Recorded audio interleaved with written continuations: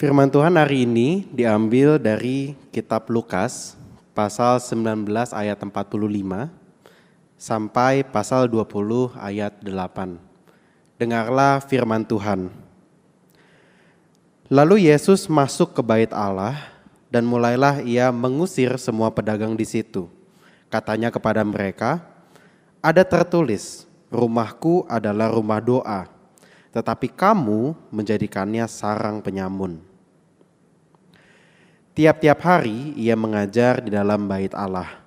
Imam-imam kepala dan ahli-ahli Taurat serta orang-orang terkemuka dari bangsa Israel berusaha untuk membinasakan dia, tetapi mereka tidak tahu bagaimana harus melakukannya, sebab seluruh rakyat terpikat kepadanya dan ingin mendengarkan dia.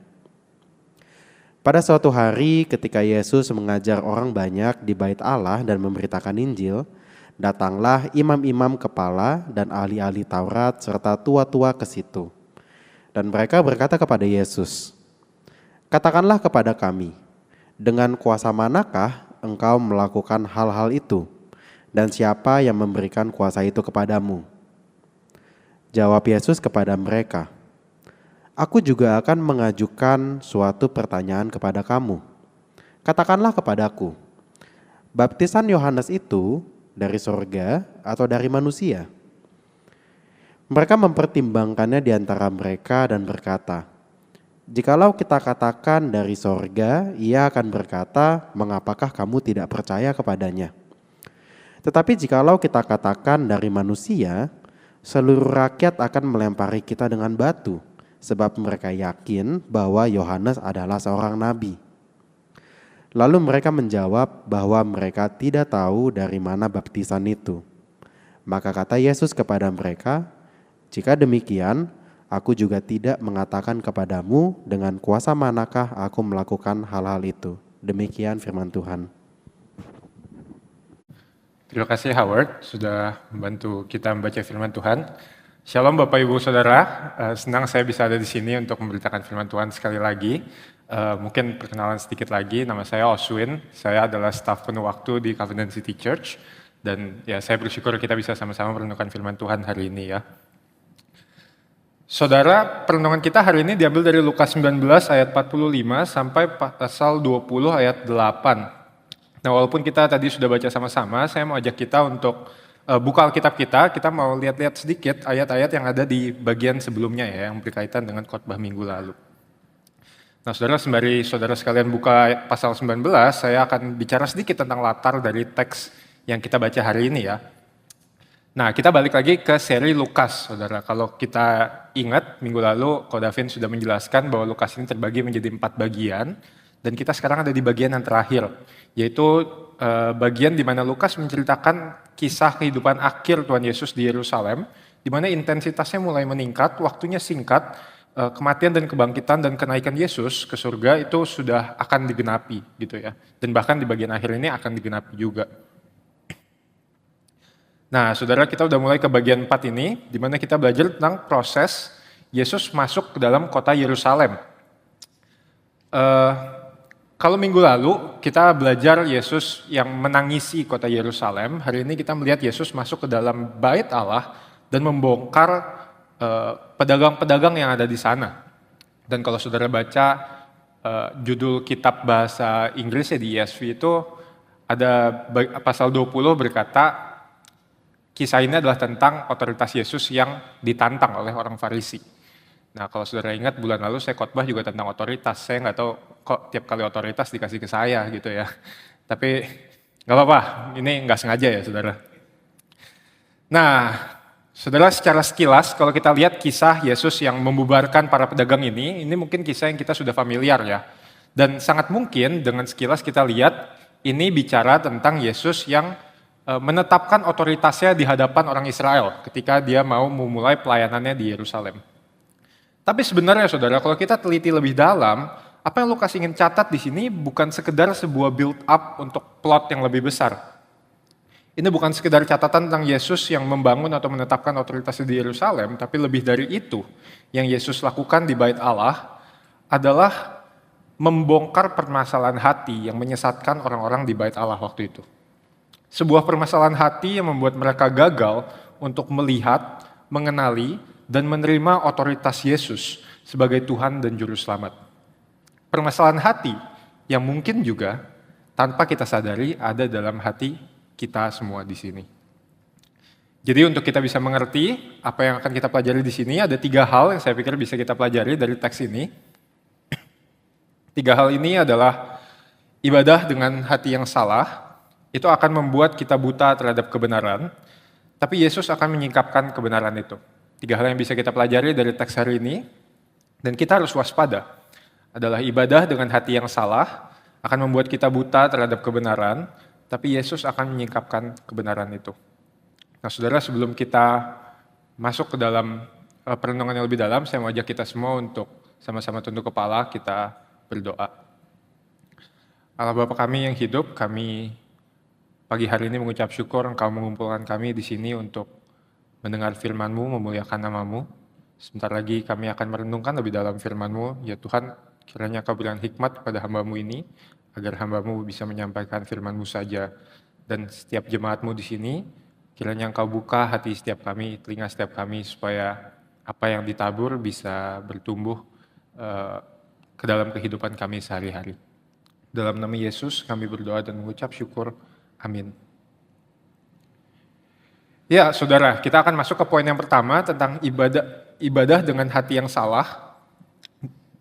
Ibadah dengan hati yang salah gitu ya. Jadi kalau minggu lalu kita lihat kisah Yesus yang naik keledai, datang ke Yerusalem, dan dari kejauhan dia mulai melihat Yerusalem, dia menangis. Sekarang kita akan melihat kisah kelanjutannya, di mana Yesus sekarang sudah tiba di Yerusalem. Ini kalau saudara bingung kenapa tiba-tiba sudah di Bait Allah, ini gambar petanya kurang lebih Bait Allah itu ada di pinggir kota, saudara. Jadi ketika Yesus tiba di Yerusalem, bisa juga bersamaan dia masuk lewat Bait Allah ini. Jadi Yesus tiba di Yerusalem, dia tidak hanya menangisinya sekarang, tapi dia akan melakukan sesuatu, saudara. Kalau kita ingat, tangisan Yesus adalah sebuah gambaran tentang suara kenabian, di mana Yesus menyampaikan isi hati Allah yang menangisi Yerusalem yang hendak dihukum. Kali ini Yesus menunjukkan atau melakoni bahwa dirinya bukan sekedar nabi biasa, tapi dia lebih dari nabi. Nabi-nabi yang pernah dikirim, dia adalah dia adalah anak Allah yang datang untuk melakukan sesuatu terhadap bangsanya yang hilang ini. Saudara, saya mau mulai dengan ngajak kita melihat ayat 45. Jadi di sini Lukas mencatat Yesus masuk ke Bait Allah dan ia mulai mengusir semua pedagang di situ.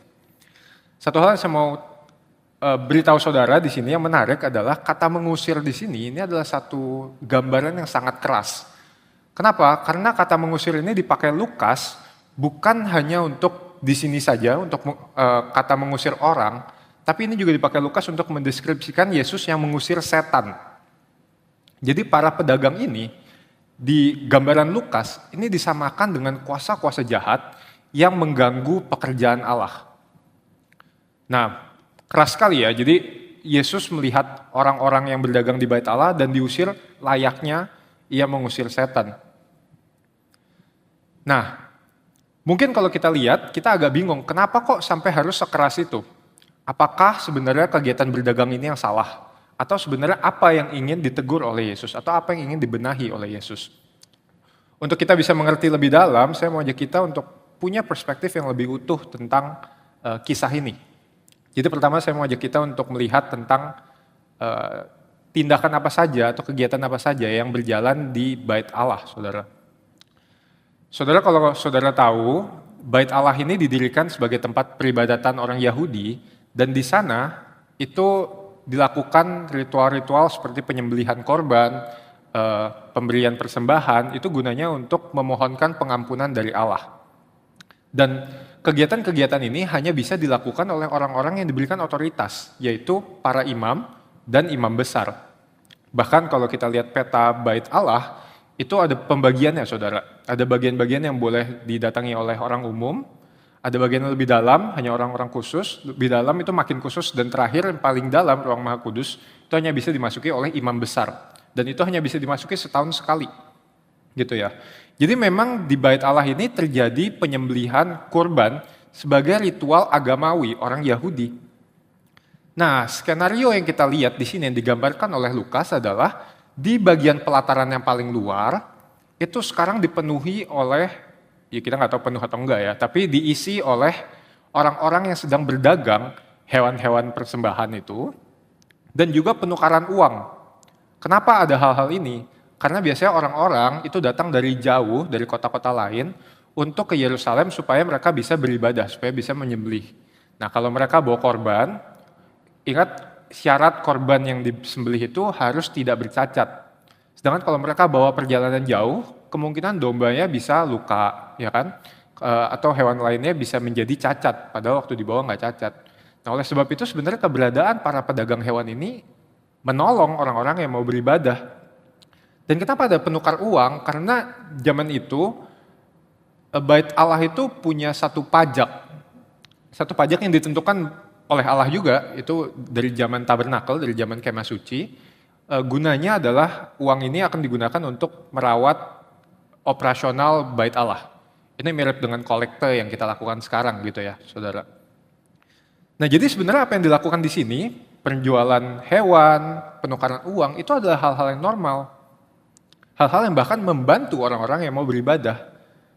Tapi Yesus membubarkan mereka dengan cara yang sangat keras. Dan bahkan kitab Injil lainnya mencatat caranya sangat dramatis gitu. Yesus membalikan meja, Yohanes mencatat Yesus bikin cambuk dari tali dan mengusir orang-orang ini. Kenapa Yesus melakukan itu? Kita bisa mengerti dengan melihat teguran yang Yesus berikan. Kita coba lihat Alkitab kita. Yesus memberikan teguran dengan mengutip kitab Perjanjian Lama, saudara. Di sini Yesus mengutip Yesaya dan Yeremia. Khususnya pertama, rumahku adalah rumah doa di ayat 46, itu adalah kutipan dari Yesaya. Dan yang kedua, tapi kamu menjadikannya sarang penyamun, ini bicara tentang Yeremia yang tadi kita baca di pengakuan dosa kita. Nah, sebenarnya apa sih yang mau Yesus katakan dengan kutipan ini? Kita lihat sedikit ya, masing-masing kutipan ini. Jadi di kitab Yesaya, ketika Yesaya menggambarkan rumah doa, ini sebenarnya ada sebuah gambaran tentang penggunaan bait Allah yang seharusnya. Yesaya menggambarkan bagaimana rumah Allah itu berfungsi sebagai persinggahan bagi umatnya untuk beribadah memuliakan Allah dan berdoa, yaitu membangun relasi dengan Allah. Seharusnya ini jadi tempat untuk umat Allah merenungkan dan mendapat pewahyuan dari Allah tentang kebenaran. Jadi itu seharusnya menjadi fungsi utama bait Allah. Tapi Yesus kontraskan ini dengan apa yang digambarkan oleh Yeremia. Kita baca di Yeremia tadi bahwa digambarkan umat Allah ini telah menyalahgunakan kesabaran Allah gitu. Mereka menyembah berhala tapi kemudian datang ke bait Allah untuk bilang untuk minta ampun dan bilang kami selamat, jadi kami bebas untuk melakukan apapun. Dan Yeremia menggambarkan fenomena ini adalah rumah Allah dijadikan sarang penyamun. Penyamun ini kata yang jarang kita pakai, tapi artinya perampok ya, saudara. Dan yang saya mau tekankan juga di sini, yang menarik kata sarang penyamun ini bukan cuma merupakan sebuah gambaran tempat berkumpulnya para perampok, tapi ini adalah gambaran sebagai tempat bersembunyi, tempat persinggahan, tempat berteduh bagi orang-orang jahat yang ingin kabur dari keadilan. Jadi bahkan kata ini dipakai juga untuk menggambarkan sang perampok dari kisah Samaria yang baik hati, orang Samaria yang baik hati. Orang perampok itu pergi untuk berlindung, untuk pulang itu ke sarang penyamun ini, kepada sebuah goa sebenarnya yang digambarkan. Jadi menarik sekali Yesus menggambarkan bait Allah telah diselewengkan yang seharusnya menjadi tempat berlindung, tempat berteduhnya orang benar, tapi sekarang menjadi tempat yang aman dan nyaman bagi para perampok. Nah, kalau misalnya sebenarnya kegiatan yang dilakukan ini normal, kenapa kok Yesus menggambarkan bait Allah menjadi kondisinya begitu rupa buruk? Nah, kuncinya adalah kita harus tahu konteks bagaimana mekanisme pedagang-pedagang itu bisa ada di sana. Nah, saudara, waktu itu Bait Allah itu diatur oleh orang-orang tertentu yang bertanggung jawab. Ya, ada imam-imam, kepala-kepala imam, ada ahli-ahli Taurat, dan ada orang-orang terkemuka. Mereka yang get a say gitu untuk apa yang boleh dilakukan, apa yang tidak boleh dilakukan. Mereka yang jadi petinggi-petinggi di sana, atau mungkin miripnya elders sekarang di sini gitu ya. Nah, yang ada tafsiran yang mengatakan bahwa mekanisme yang muncul di sana adalah para pemuka-pemuka ini membuat sistem sebegitu rupa supaya dari setiap transaksi yang ada di sana itu ada pajaknya yang diberikan kepada keluarga imam besar. Nah, kalau kita baca Lukas dari awal, bahkan dari kisah kelahiran Yesus, Lukas ini menggambarkan imam besar sebagai satu posisi yang sangat politis. Yang dimana harusnya cuma satu orang, tapi bisa ada hubungannya sama bapak mertua, segala macam. Jadi ini posisi yang sangat korup lah pada waktu itu. Dan sangat syarat dengan pencarian power, kekayaan, dan status gitu. Nah, jadi sebenarnya ini yang sedang diadres oleh Yesus. Bagaimana bait Allah tidak lagi beroperasi sebagaimana tugasnya, yaitu menjadi tempat manusia atau umat Allah bisa terhubung dengan Allah, tapi ini justru jadi tempat mencari keuntungan, di mana para perampok ini, orang-orang yang mencari kekayaan materi, malah bisa berlindung, malah mereka maunya ke sana, karena di sana mereka bisa dengan bebas melakukan modus operandi mereka. Nah, saudara, kenapa bisa sampai demikian? Jawabannya adalah karena para pengatur ini, para penguasa ini, mereka memperlakukan ibadah atau bait Allah ini sendiri bukan berdasarkan apa yang Allah mau, melainkan apa yang mereka mau. Mereka punya hati yang tidak terpusat kepada Allah, tapi mereka berpusat kepada diri mereka. Mereka melihat ketaatan mereka, posisi yang mereka punya, dan influence yang mereka punya sebagai alat untuk mereka bisa memegahkan diri mereka, bisa memperkaya diri mereka, dan bisa melayani diri mereka sendiri. Saudara, inilah yang ingin Yesus tegur gitu, bahwa semua kegiatan agamawi ini tujuannya adalah untuk menghubungkan kita dengan Allah. Jangan sampai ini menjadi alat kita untuk memuliakan diri kita sendiri. Jangan sampai ini kita gunakan sebagai, kita abuse sebagai kendaraan supaya kita bisa mendapat kesejahteraan versi kita sendiri, bukannya dari Allah. Nah, saudara, jadi dari kejadian ini sebenarnya ada pertanyaan yang akan muncul gitu. Sebenarnya ibadah seperti apa atau iman seperti apa yang seharusnya kita punya? Bagaimana kita tahu bahwa apa yang kita miliki ini, iman yang kita percayai, ini berpusat kepada Allah dan bukan berpusat kepada diri kita? Pada akhirnya, saudara, tidak ada orang lain yang bisa tahu kecuali kita dan Tuhan. Pada akhirnya, kita sendirilah yang harus selalu waspada dan bertanya kepada diri kita, apa yang menjadi pusat dari kepercayaan kita. Apakah ketika kita mencari Allah, ketika kita mencari Yesus, kita sungguh mencari Dia, atau kita hanya mencari sesuatu yang bisa menguntungkan kita? Apakah kita mencari karunia dari Allah itu, gifts dari Allah, lebih daripada the giver, lebih daripada sang pemberi karunia itu? Mungkin ini agak membingungkan, tapi saudara, dulu ketika saya bertumbuh sebagai seorang Kristen, bahkan sampai beberapa tahun saya di sekolah Alkitab, saya punya pandangan yang salah terhadap iman. Saya mengerti kalau iman itu, kalau Injil itu bicara tentang keselamatan adalah dari Allah saja, bukan karena perbuatan saya. Tapi saya fokus terlalu banyak kepada benefit dari keselamatan itu, saudara. Kalau ditanya kenapa saya percaya kepada Tuhan, selalu jawaban nomor satu saya adalah karena saya tidak mau masuk neraka. Mungkin ini lazim ya buat kita dengar, karena memang Tuhan menawarkan keselamatan. Tapi kalau saya telisik lebih dalam, sebenarnya ketika saya melakukan itu, fokus saya bukanlah membangun relasi dengan Tuhan. Tapi saya mencari jaminan supaya diri saya bisa selamat dulu. Mungkin kalau saya gambarkan relasi saya dengan Tuhan itu seperti seorang anak yang berbakti dan mencintai orang tuanya hanya demi mendapat warisan. Kebayang ya? Bukan karena saya cinta orang tua saya, ini gambaran, saya sayang orang tua saya, saudara. Gitu. Tapi saya melakukannya hanya demi mendapat sesuatu. Betapa dangkalnya relasi yang demikian, saudara. Dan sedihnya, tidak jarang orang Kristen punya pandangannya seperti itu terhadap iman.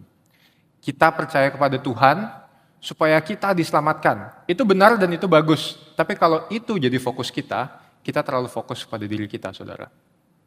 Kita percaya Tuhan supaya kita bisa dibebaskan dari penderitaan. Itu bisa jadi benar juga, tapi kalau itu fokus kita, balik lagi, relasi kita akan menjadi sangat dangkal. Lalu relasi seperti apa yang harusnya kita punya? Kita seharusnya melihat Yesus bukan berdasarkan apa yang bisa Ia berikan kepada kita, tapi melihat dirinya yang telah Dia berikan kepada kita. Kebayang bedanya nggak ya? Bukan sekadar keselamatan, kesejahteraan, atau apapun yang Tuhan janjikan kepada kita. Itu semua hal yang bagus dan Tuhan janjikan kita akan dapatkan. Tapi kalau itu yang menjadi landasan iman kita, begitu penderitaan datang, begitu kebimbangan datang, maka jangan heran kalau iman kita menjadi goyah. Saudara, ingatkan diri kita selalu bahwa yang seharusnya menjadi landasan iman kita adalah Yesus Kristus sendiri. Dan kenapa ini jadi penting, saudara? Kenapa kita harus punya hati yang berpusat kepada Allah selalu dalam segala hal, terutama dalam iman? Karena satu, kalau kita gagal melakukannya, maka bisa jadi kita menyembah Allah yang salah. Bisa jadi kita menyembah Yesus versi kita, bukan seperti yang Yesus perkenalkan kepada kita. Dan kedua, kalau kita punya hati yang salah, kita akan berkubang dalam kesalahan itu. Kita akan menjadi buta dan tidak bisa melihat kebenaran yang sesungguhnya. Kita akan masuk ke dalam poin yang kedua. Saudara, saya mau ajak kita untuk lihat respons dari para pemuka agama terhadap panggilan Yesus ya. Jadi kalau kita lihat ayat 47, sebenarnya dicatat Yesus sudah mengajar berkali-kali di situ. Sudah tiap-tiap hari Yesus mengajar. Tapi menariknya, respons dari para pemuka agama ini bukannya belajar, tapi mereka justru mau membinasakan Yesus. Ini menarik, kenapa? Karena gini, sebenarnya Yesus sudah melakukan dua hal yang luar biasa gitu. Satu, dia datang tiba-tiba, ini nggak tahu siapa, datang tiba-tiba ngobrak-ngabrik bait Allah. Satu tempat yang suci yang diatur oleh orang-orang berotoritas. Seharusnya, setidaknya, para pemuka agama ini sadar bahwa Yesus ini bukan sembarang orang, betul ya? Karena tiba-tiba Yesus ini siapa kok datang berani gitu. Dan yang kedua, Yesus ini setelah melakukan itu semua, dia dengan berani tinggal di sana selama berhari-hari dan memberikan pengajaran. Dan ini bukan pengajaran yang biasa, saudara. Maksudnya gimana? Lihat di ayat 48, kita bisa lihat salah satu yang menghalangi para pemuka agama untuk membinasakan Yesus adalah para rakyat yang terpikat kepada pengajaran Yesus. Kata terpikat ini juga menarik, karena ini kata yang khusus dipilih oleh Lukas, di seluruh perjanjian lama nggak ada, cuman muncul di sini.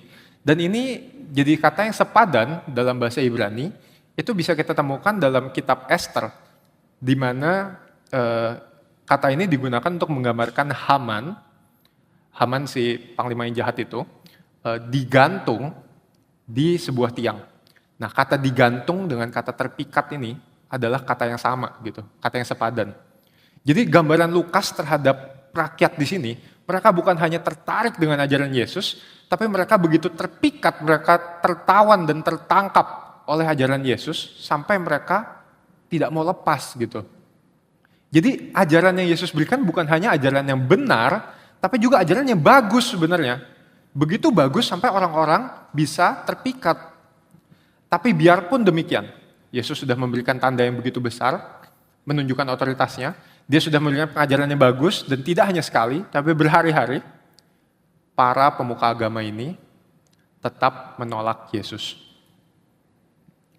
Kenapa, saudara? Sekali lagi, kita akan lihat di bagian berikutnya. Alasannya muncul ketika para pemuka agama ini melancarkan taktik mereka. Mereka mau mencoba menjebak Yesus dengan pertanyaan yang provokatif. Harapannya supaya Yesus bisa salah omong dan kemudian entah dimasukkan penjara atau dihukum lah, kayak gitu. Tapi Yesus menjawab pertanyaan itu dengan sangat bijak. Yesus nggak langsung jawab pertanyaannya. Ketika Yesus ditanya, kan para pemuka agama ini nanya, katakanlah kepada kami dengan kuasa manakah engkau melakukan hal itu? Dan siapa yang memberikan kuasa itu kepadamu? Ini mereka mempertanyakan otoritas Yesus. Sebenarnya dari siapa sih yang izinin kamu kayak gitu? Ngobrak-ngabrik bait Allah, kasih pengajaran kayak gini. Dan Yesus jawab dengan bijak, dia berikan pertanyaan balik. Dia sekarang bawa Yohanes. Baptisan Yohanes itu dari surga atau dari manusia? Nah, kita akan bahas makna pertanyaan balasan dari Yesus ini lebih dalam di poin berikutnya. Tapi saya mau ajak kita untuk melihat rundingan yang dilakukan oleh para pemuka agama itu. Coba lihat di ayat 5-7, saudara. Perhatikan bahwa ketika mereka merundingkan, fokus mereka bukan menjawab kebenaran. Tapi apa yang jadi fokus mereka? Mereka bilang, jikalau kita katakan dari surga, ia akan berkata, mengapakah kamu tidak percaya kepadanya? Jelas ini bukan jawaban mereka, karena mereka nggak percaya. Nah, bagian kedua ayat 6, inilah yang sebenarnya mereka percaya. Mereka percaya ini benar, karena mereka nggak percaya Yohanes ini dari surga. Mereka bilang, tetapi jikalau kita katakan dari manusia, seluruh rakyat akan melempari kita dengan batu, sebab mereka yakin bahwa Yohanes adalah seorang nabi. Dan akhirnya, yang mereka lakukan adalah, mereka chicken out, gitu ya. Mereka jadi cupu. Mereka bilangnya, wah kita nggak tahu. Gitu. Mereka bilang no comment. Padahal, mereka adalah sosok-sosok yang mengajarkan bangsa Israel standar kebenaran itu apa. Mereka adalah orang-orang yang seharusnya menjadi moral kompas. Posisi mereka ya, seharusnya menjadi moral kompas bagi bangsa Israel. Tapi justru mereka dengan pengabaiannya, dengan ignorance mereka, malah memilih untuk menyelamatkan diri mereka ketimbang menyatakan kebenaran. Walaupun apa yang mereka percaya juga bukan kebenaran gitu ya. Nah di sini saudara kita bisa lihat bahwa sekali lagi ketika kita punya hati yang salah, ketika fokusnya adalah diri kita sendiri, atau dalam kasus ini para pemuka agama ini fokusnya adalah diri mereka sendiri, mereka ingin menyelamatkan diri mereka, mereka menolak untuk melihat otoritas Kristus. Mereka menolak untuk melihat kebenaran, mereka menolak untuk menerima kebenaran.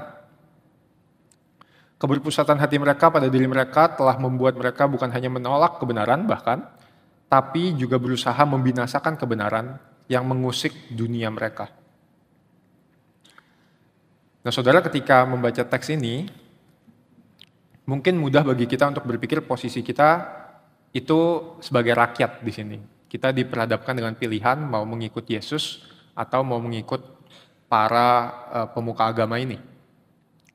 Tapi kalau kita renungkan lagi, bukankah sebenarnya lebih sering, terus setidaknya dalam kasus saya pribadi ya, kita menemukan diri kita ada di posisi orang Farisi ini. Yesus sudah memberikan jawaban, panggilan, dan tuntunan yang begitu jelas.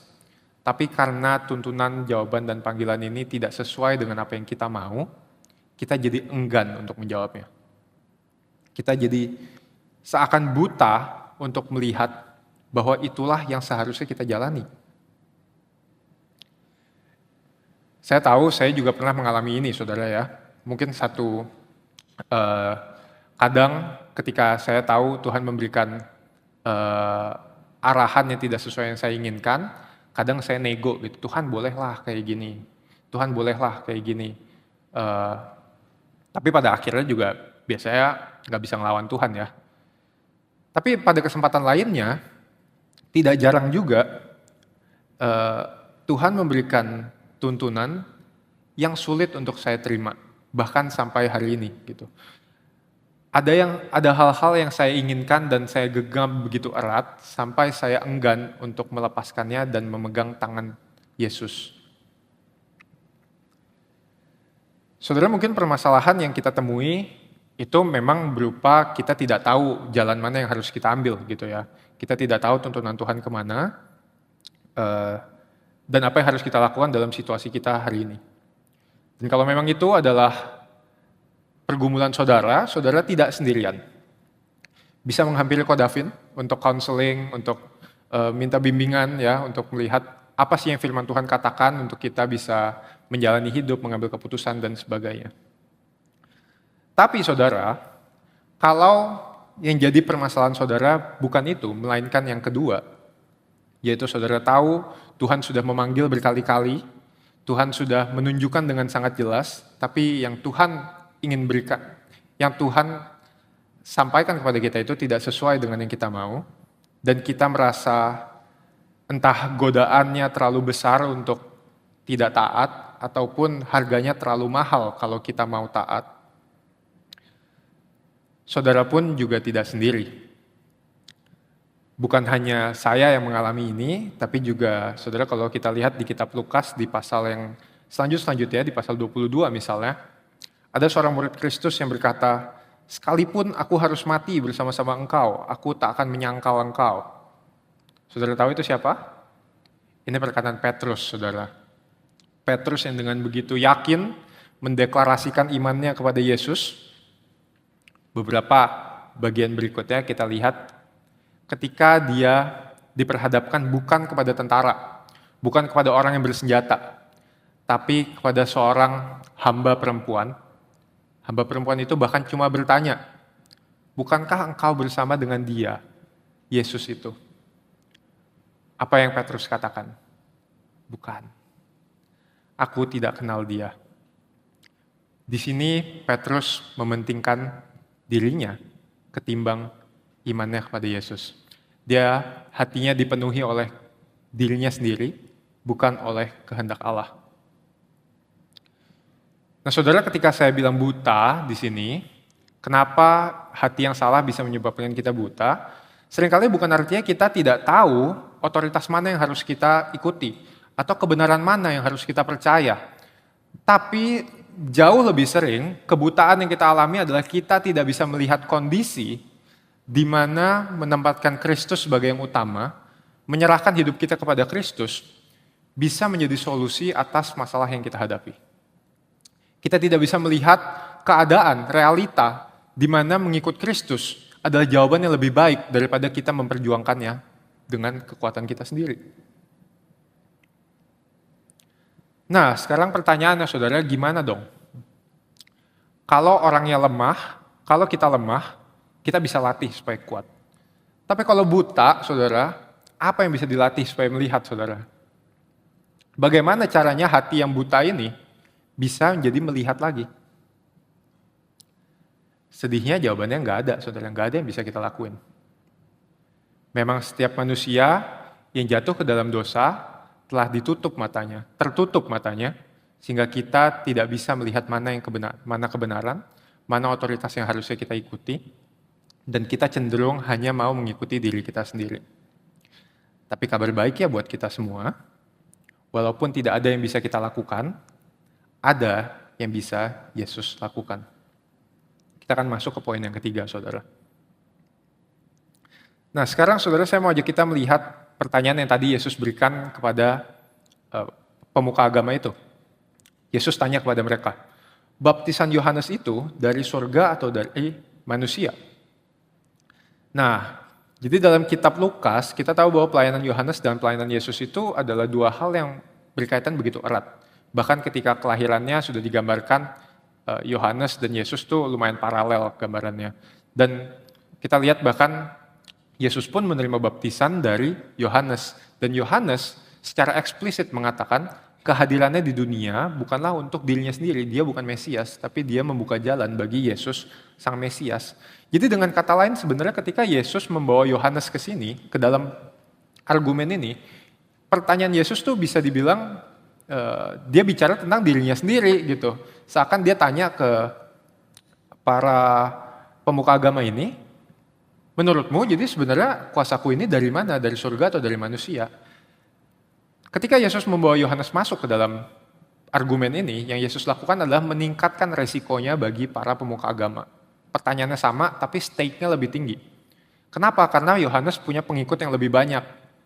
gitu. Dan ini terbukti efektif karena para pemuka agama ini justru tidak berani menjawabnya. Mereka tidak berani menyatakan apa yang menjadi conviction mereka.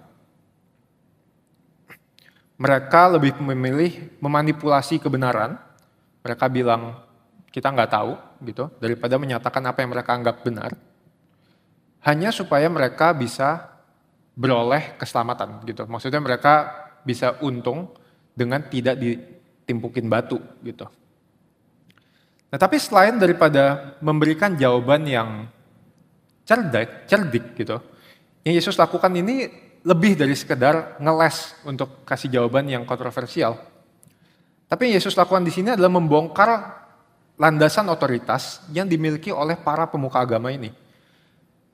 Dia menunjukkan bahwa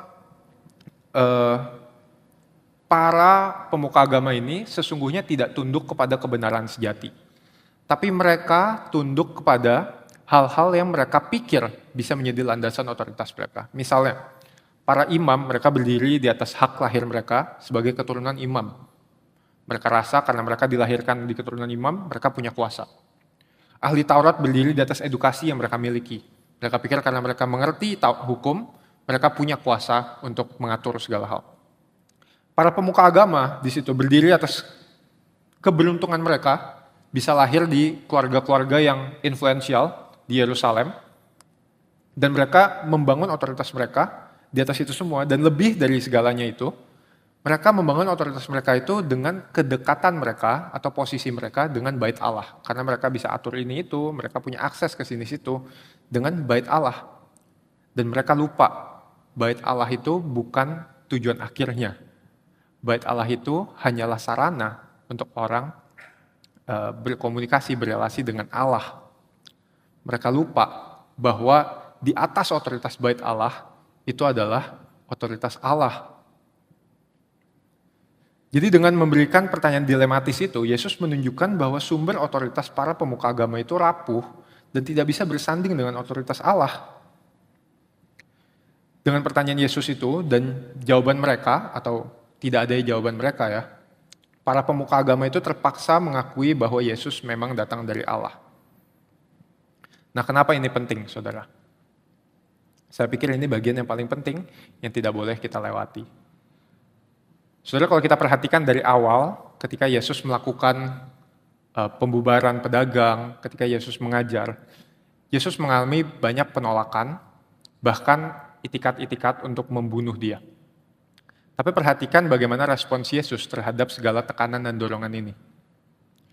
Yesus tidak pernah sekalipun menolak mereka.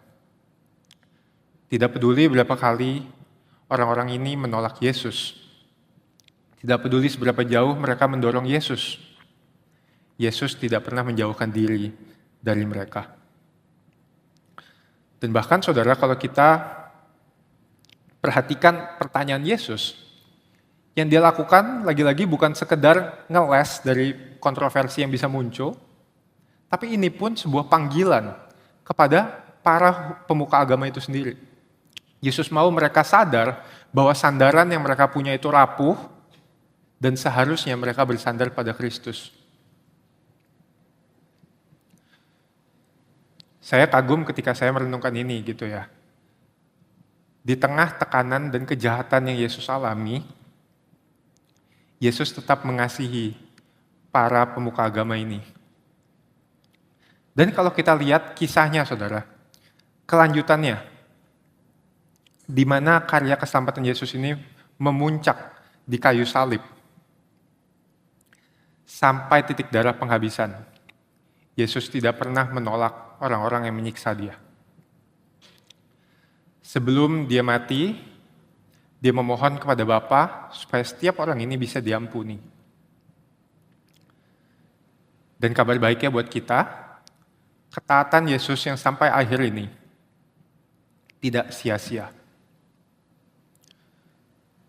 Ketika Yesus menyerahkan nyawanya di atas kayu salib, satu prajurit Romawi menyaksikan kematian Yesus yang begitu aneh, yang begitu mengherankan, yang begitu penuh kasih. dan dia menjadi percaya.